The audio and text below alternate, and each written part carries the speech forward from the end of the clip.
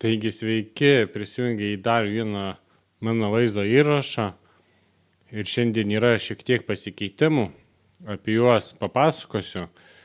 Didžiausias pasikeitimas įnešiau ne 100 eurų, o 200 eurų šį mėnesį, nes sekantį mėnesį aš negalėsiu įnešti 100 eurų, tai kad laikytųsi mano planas, kad bent jau po kažkiek įnešinėti, tai šį mėnesį įnešiau 200 eurų į savį portfelį savo.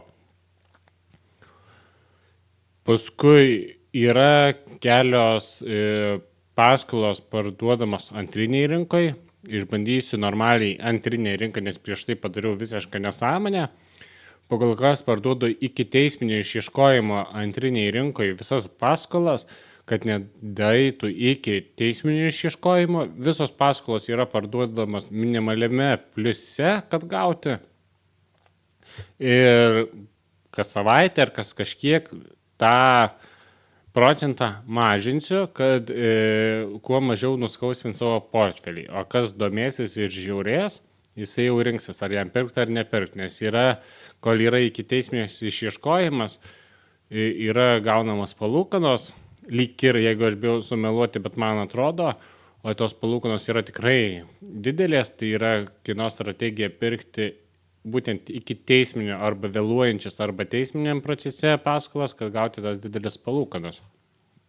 Šitą galėtų patikslinti žmonės, kurie ilgiau investavę, savai portfelį turi dėl palūkanų. Ar tikrai kol iki teisminis vyksta mokamas palūkanas? Man atrodo mokamas, aš bijau sumeluoti, nes pas mane rašo, kad yra nesumokėtų palūkanų, tai aš jaučiu nuo jų, nes nerodo ant kiekvienos paskolos arba aš nežinau, kur ieškoti, kiek kas skolingas. Buvo klausimas, kaip mokamos palūkanos ir aplamai visas šitas dalykas, kada gaunam ar mėnesio gale ar po truputėlį, tai visos palūkanos gaunamas tada, kada yra sumoka žmogus, iš karto tą pačią dieną įkrenta ir tau, tai reiškia, ne mėnesio gale visa suma įkrenta, o po truputėlį tau krenta visa, dalelytė sumos.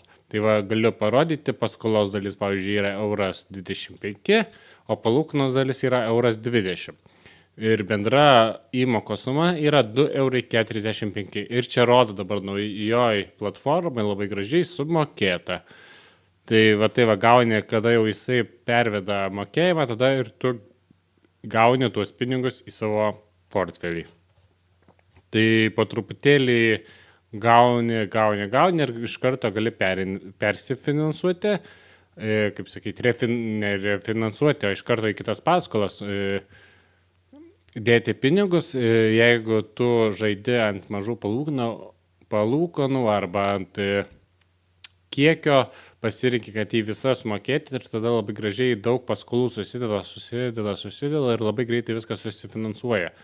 Jeigu žaidi